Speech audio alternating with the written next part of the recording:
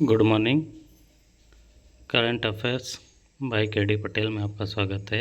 आज दिनांक 9/9/2025। प्रश्न नंबर पहला, हाल ही में भारत ने यूएई के किस शहर में स्टडी इन इंडिया अभियान शुरू किया है? ए दुबई, बी आबू धाबी, सी शारजा, डी एलन। उत्तर है सी शारजा। भारत ने अंतर्राष्ट्रीय छात्रों को अपनी यूनिवर्सिटी की ओर आकर्षित करने के लिए शारजा में विश्व इंटरनेशनल एजुकेशन में स्टडी इन इंडिया अभियान शुरू किया। यह अभियान EDCIL द्वारा आयोजित किया गया है और इसका उद्देश्य भारत को एक वैश्विक शिक्षा केंद्र के रूप में स्थापित करना है। इसमें 590 से अधिक विश्वविद्यालय को प्रदर्शित किया गया है जो विभिन्न पाठ्यक्रमों की छात्रवृत्ति जैसी सुविधा प्रदान करते हैं। केंद्रीय स्टडी इन इंडिया पोर्टल से प्रवेश प्रक्रिया सरल हो जाती है जिसमें छात्र एक ही जगह पर कार्यक्रमों की खोज, आवेदन और वीजा प्रबंधन कर सकते हैं। भारत उच्च शिक्षा क्षेत्र वैश्विक स्तर पर दूसरा सबसे बड़ा है जिसमें IIT और IIM जैसे संस्था मान्यता प्राप्त कर रहे हैं। इस कार्यक्रम ने 2024-25 शैक्षणिक वर्ष के लिए 69,000 से अधिक छात्रों को आकर्षित किया गया है जिसमें से 4,000 पहले ही भारत में है। प्रश्न नंबर दूसरा, space based surveillance SBS mission का उद्देश्य क्या है? ए अंतरिक्ष अन्वेषण, बी नागरिक और सैन्य उपयोग के लिए बेहतर भूमि और समुद्री क्षेत्रों की जागरूकता, सी उपग्रह संचार में सुधार, नेविगेशन सहायता। इसका उत्तर हो जाएगा बी, नागरिक और सैन्य उपयोग के लिए बेहतर भूमि और समुद्री क्षेत्र की जागरूकता। इसका विस्तृत जानकारी के बारे में, कैबिनेट सुरक्षा समिति ने नागरिक और सैन्य उपयोग के लिए बेहतर भूमि और समुद्री जागरूकता के लिए इस space based surveillance SBS mission के तीसरे चरण को मंजूरी दी है। राष्ट्रीय सुरक्षा परिषद, संचालय और रक्षा अंतरिक्ष एजेंसी इस परियोजना को संभाल रहे हैं। SBS 1 की शुरुआत 2001 में 4 निगरानी उपग्रहों के प्रक्षेप के साथ हुई थी। SBS 2 का अनुसरण 2013 में 6 उपग्रहों के साथ हुआ है। SBS 3 के तहत भारत के अगले दशक में 52 उपग्रह प्रक्षेपित करेगा जिसकी लागत 26,968 करोड़ रुपये होगी। इसरो 21 उपग्रह प्रक्षेपित करेगा और निजी कंपनी के लिए 61 प्रक्षेपित करेगी जिसमें नौसेना और वायुसेना के लिए समर्पित उपग्रह होंगे। प्रश्न नंबर तीसरा, भारत की भाषाई विरासत का जश्न मनाने के लिए प्रवासी परिचय 2024 का उद्घाटन कहाँ हुआ है? ए कुवैत, बी रियाद, सी मास्लो, डी आबू धाबी। इसका उत्तर हो जाएगा बी रियाद। इसका विस्तृत जानकारी है, सऊदी अरब में भारत दूतावास में रियाद में 2024 प्रवासी परिचय कार्यक्रम का उद्घाटन किया जिसका नेतृत्व राजदूत डॉक्टर सुहेल आजाद खान ने किया है। सप्ताह भर चलने वाले यह सांस्कृतिक कार्यक्रम भारत की शास्त्रीय भाषाओं से शुरू हुआ जिसमें भारत की भाषाई विविधता को दर्शाया गया। भारतीय समुदाय ने सदस्यों ने 11 शास्त्रीय भाषाओं में एक नाटक प्रस्तुत किया जिसमें कथा, कविता और नृत्य शामिल है। पाली और प्राकृत की कविता पाठ ने दर्शकों को मंत्रमुग्ध कर दिया। इस कार्यक्रम में एक प्रश्नोत्तर और महिला कार्यकारों द्वारा चित्रकला प्रदर्शनी भी शामिल थी जिसने सांस्कृतिक गहराई को बढ़ाया। प्रश्न नंबर चौथा, वर्ल्ड सिटीज डे 2024 की थीम क्या थी?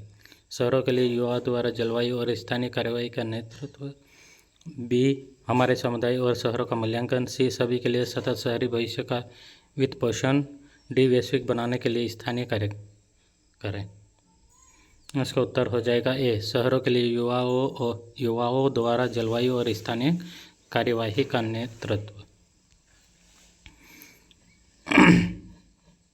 वर्ल्ड सिटीज डे 31 अक्टूबर को सतत शहरी विकास को उजागर करने के लिए मनाया जाता है। इसे 2013 में संयुक्त राष्ट्र महासभा द्वारा आधिकारिक रूप से मान्यता दी गई थी और पहली बार 2014 में मनाया गया था। यह आयोजन तेजी से शहरीकरण द्वारा उत्पन्न चुनौतियों को संबोधित करता है। वैश्विक रूप से भारत जैसे विकासशील देशों में वर्ल्ड सिटीज डे अब अक्टूबर का हिस्सा है, जो वर्ल्ड हैबिटेट डे से शुरू होता है। अब दुनिया की आधी से अधिक आबादी शहरी क्षेत्रों में रह रही है, जिसमें यह चर्चा आवश्यक हो जाती है। यह दिन शहरों की समस्या सुरक्षित, लचीला और सभी के लिए सतत बनाने पर वैश्विक चर्चाओं को प्रोत्साहित करता है। इस वर्ष की थीम शहरों के लिए युवाओं द्वारा जलवायु और स्थानीय कार्रवाई का नेतृत्व है।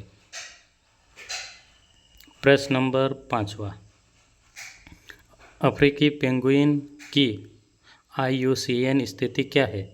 ए गंभीर रूप से संकटग्रस्त, बी संकटग्रस्त, सी असुरक्षित, डी कम चिंताजनक। इसका उत्तर हो जाएगा ए गंभीर रूप से संकटग्रस्त। अफ्रीकन पेंगुइन IUCN द्वारा गंभीर रूप से संकटग्रस्त सूचीबद्ध होने वाली पहली पेंगुइन प्रजाति है। यह अफ्रीका में पाई जाने वाली एकमात्र पेंगुइन प्रजाति है और सबसे छोटी पेंगुइन प्रजाति में से एक है। नर मादा से थोड़े बड़े होते हैं और इसके आँखों के ऊपर एक गुलाबी ग्रंथि होती है जो गर्मी से निपटने में मदद करती है। वे गले लगाना, चोंच दिखाना, चोंच मारना और चोंच झपटना जैसी ध्वनियों और शारीरिक भाषा के माध्यम से संवाद करते हैं। इसका आहार मुख्य रूप से सार्डिन और एंकोवी जैसी समुद्री स्कूली मछलियों से बना होता है। प्रश्न नंबर 6, 2023 में शांति, निस्त्रीकरण और विकास के लिए इंदिरा गांधी पुरस्कार के प्राप्तकर्ता कौन थे? क्लो लैम्बर्ट और सू बंकर, बी डेनियल बारबोइम और अली अबू अवाद, सी मार्को यामादा और जॉन वॉलेन, डी एलन पर्लमैन और जॉन लेवी जेलोटिक। इसका उत्तर हो जाएगा बी डेनियल बारबोइम और अली अबू अवाद। 2023 में शांति, निस्त्रीकरण और विकास के लिए इंदिरा गांधी पुरस्कार डेनियल बारबोइम और अली अबू अवाद को दिया गया था। अली अबू अवाद एक फिलिस्तीनी शांति कार्यकर्ता है जो मध्य पूर्व में शांतिपूर्ण संघर्ष समाधान का प्रचार करते हैं।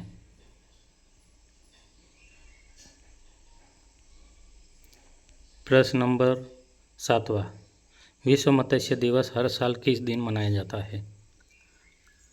ए 19 नवंबर, बी 20 नवंबर, सी 21 नवंबर और डी 22 नवंबर। इसका उत्तर हो जाएगा 21 नवंबर। विश्व मत्स्य दिवस हर साल 21 नवंबर को मनाया जाता है ताकि सतत मत्स्य पालन को बढ़ावा दिया जा सके और खाद्य सुरक्षा व आजीविका में छोटे पैमाने के मछुआरों की भूमिका को पहचाना जा सके। इसकी शुरुआत 1997 में नई दिल्ली में विश्व मत्स्य हार्वेस्ट और फिश वर्कर्स फोरम WFF के दौरान हुई थी, जिसमें मत्स्य फोरम की स्थापना हुई। FAO और WFF के इस दिन का प्रस्ताव रखा जिसे 2003 में FAO महासभा द्वारा अपनाया गया। मत्स्य पालन दुनिया भर में 3 अरब लोगों के लिए 20% से अधिक पशु प्रोटीन प्रदान करता है, लेकिन यह अत्यधिक मछली पकड़ने, जलवायु परिवर्तन और प्रदूषण जैसी चुनौतियों का सामना करता है। यह दिन जिम्मेदारी मत्स्य प्रबंधन और संरक्षण को बढ़ावा देता है। प्रश्न नंबर 8वां, रूस द्वारा लॉन्च किया गया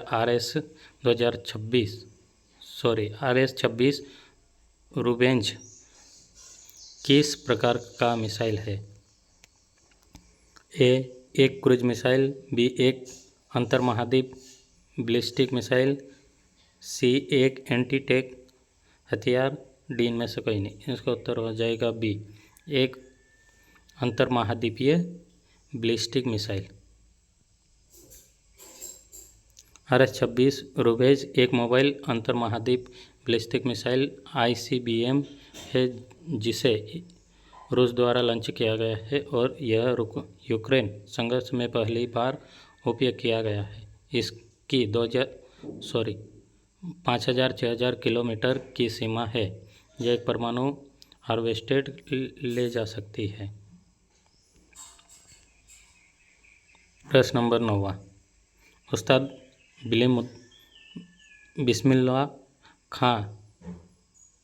खान युवा पुरस्कार किस संस्था द्वारा स्थापित किया गया है? ए. संगीत नाटक अकादमी, बी. रविंद्र भारती विश्वविद्यालय, सी. मद्रास म्यूजियम अकादमी और D. Kolkata school of museum. इसका उत्तर हो जाएगा ए. संगीत नाटक अकादमी। उस्ताद बिस्मिल्लाह खान युवा पुरस्कार 2022 और 2023 के लिए हाल ही में नई दिल्ली में एक समारोह में 82 युवा कलाकारों को प्रदान किया गया है। यह पुरस्कार 2006 में संगीत नाटक अकादमी द्वारा स्थापित किया गया था और यह संगीत नाटक, नृत्य नाटक, लोक कला और कठपुतली के तहत 40 वर्षों से कम आयु के कलाकारों को सम्मानित करता है। इस पुरस्कार में 25,000 रुपये, एक पट्टिका और एक अंगवस्त्रम शामिल है। इसका उद्देश्य भारत के युवाओं को प्रोत्साहित करना। उस्ताद बिस्मिल्लाह खान एक प्रसिद्ध शहनाई वादक थे जिन्होंने 1950 में भारत के पहले गणतंत्र दिवस पर प्रदर्शन किया था और वे अमेरिका के लिंकन सेंटर में प्रदर्शन करने वाले भारत के पहले भारतीय थे। प्रश्न number 10। High energy stereoscopic system HESS प्रयोगशाला जो हाल ही में खबरों में थी कि किस देश में स्थित है? इसका उत्तर कमेंट में बताएं। Thank you.